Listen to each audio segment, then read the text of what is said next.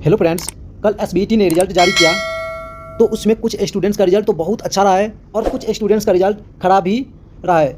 तो जिसके कारण बहुत सारे स्टूडेंट्स के मन में विभिन्न तरह के क्वेश्चन उठ रहे हैं कि हम नेक्स्ट सेमेस्टर में एग्ज़ाम दे सकते हैं या नहीं दे सकते हैं। हुआ क्या कि कुछ स्टूडेंट्स का पिछले सेमेस्टर में भी कैरी था, इस सेमेस्टर में भी कैरी लग गया है, तो उसके मन में डाउट है कि हम नेक्स्ट सेमेस्टर में एग्ज़ाम दे सकते हैं या नहीं दे सकते हैं। तो इस सब को देखते हुए मैंने सोचा कि आप लोग के मन में जितने तरह के डाउट उत्पन्न हो रहे हैं उसको मैंने सॉर्ट आउट क्यों ना कर दूं। तो आप लोग वीडियो में शुरू से लास्ट तक बनी रहेंगे। तो एसबीटी के जितने भी रूल है हम इस वीडियो में आप लोग को बताएंगे, तो आप लोग वीडियो में शुरू से लास्ट तक बनी रहें और जो चैनल पहली बार आए हैं चैनल को सब्सक्राइब भी कर लें। चलिए हम बात कर लेते हैं eligibility for semester first exam. कौन सा स्टूडेंट फर्स्ट सेमेस्टर में एग्जाम दे सकता है? तो वह स्टूडेंट फर्स्ट सेमेस्टर में एग्जाम दे सकता है जो रजिस्ट्रेशन करवा लिया हो और कॉलेज के जो क्लास टेस्ट होते हैं उसमें अपना भाग ले लिया हो, तो वही स्टूडेंट फर्स्ट सेमेस्टर का एग्जाम दे सकता है। अब हम बात करते हैं सेकेंड और फोर्थ सेमेस्टर का एग्जाम कौन दे सकता है। तो फर्स्ट सेमेस्टर में यदि बैकलॉग नहीं लगा हो तो वह स्टूडेंट सेकेंड और फोर्थ सेमेस्टर का एग्जाम दे सकता है। कैरी भी पीछे लगा होगा तो भी एग्जाम सेकेंड और फोर्थ सेमेस्टर में दे सकता है, लेकिन फर्स्ट सेमेस्टर में बैकलॉग नहीं लगी होनी चाहिए। चलिए अब बात करते हैं फिफ्थ सेमेस्टर की कि फिफ्थ सेमेस्टर का एग्जाम कौन दे सकता है। तो फिफ्थ सेमेस्टर का एग्जाम वही स्टूडेंट दे सकता है जो फर्स्ट सेमेस्टर में कंप्लीटली सारे सब्जेक्ट में पास हुआ हो। ऐसा नहीं कि फर्स्ट सेमेस्टर में कैरी लगा हो, फर्स्ट सेमेस्टर में यदि कैरी लगा होगा तो फिफ्थ सेमेस्टर का एग्जाम नहीं दे सकता है, और बाकी सेमेस्टर में यदि कैरी भी लगा होगा तो वह एग्जाम दे सकता है, लेकिन फर्स्ट सेमेस्टर पूर्णतः क्लियर होनी चाहिए। चलिए अब सिक्स सेमेस्टर की बात करते हैं। तो सिक्स सेमेस्टर में कौन कौन स्टूडेंट एग्जाम दे सकता है। तो सिक्स सेमेस्टर में वही स्टूडेंट एग्जाम दे सकता है जिसका फर्स्ट सेमेस्टर और सेकेंड सेमेस्टर कंप्लीटली क्लियर हुआ हो। ऐसा नहीं कि फर्स्ट और सेकेंड सेमेस्टर में एक भी यदि कैरी लगा रहेगा तो वह सिक्स सेमेस्टर में एग्जाम नहीं दे सकता है। फोर्थ सेमेस्टर में कैरी लग गया होगा फिर भी सिक्स सेमेस्टर में एग्जाम दे सकता है, लेकिन फर्स्ट और सेकेंड सेमेस्टर में कोई भी पेपर में कैरी नहीं होनी चाहिए। अब चलिए हम बात करते हैं कि कुछ स्टूडेंट्स को कंपार्टमेंटल एग्जाम या सप्लीमेंट्री एग्जाम जो कहते हैं देते हैं। तो कौन सा स्टूडेंट सप्लीमेंट्री का एग्जाम दे सकता है। सप्लीमेंट्री का एग्जाम केवल फिफ्थ और सिक्स सेमेस्टर का ही स्टूडेंट दे सकता है। फोर्थ सेमेस्टर तक के स्टूडेंट कोई भी सप्लीमेंट्री एग्जाम नहीं दे सकता है। आप लोग यहाँ देख सकते हैं ये रूल एसबीटी का है। चलिए अब हम बात करेंगे ग्रेस मार्क का कि कुछ स्टूडेंट्स को जो ग्रेस मार्क देकर के पास किया जाता है तो कौन से स्टूडेंट्स को ग्रेस मार्क दिया जाता है।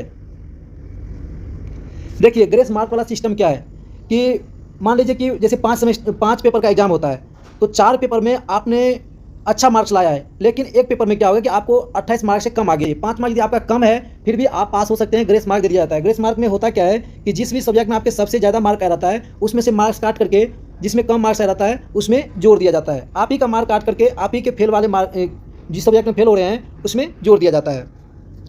5 मार्क तक ही ग्रेस दिया जाता है, उससे ज़्यादा नहीं दे सकते हैं। अब मान लीजिए कि आपके दो पेपर में कैरी लग रहा है मैक्सिमम 5 मार्क्स से लेकर, मतलब किसी में 2 मार्क्स और किसी में 3 मार्क्स के चलते आपका कैरी लग रहा है, तो उस समय भी आपको ग्रेस मार्क दिया जा सकता है। तो आपके जिस पेपर में ज़्यादा मार्क्स आया होगा तो उसमें से क्या होता है कि मार्क्स काट करके जिसमें आपका कैरी लग रहा है उसमें ऐड कर दिया जाता है। इस तरह से भी पास किया जाता है।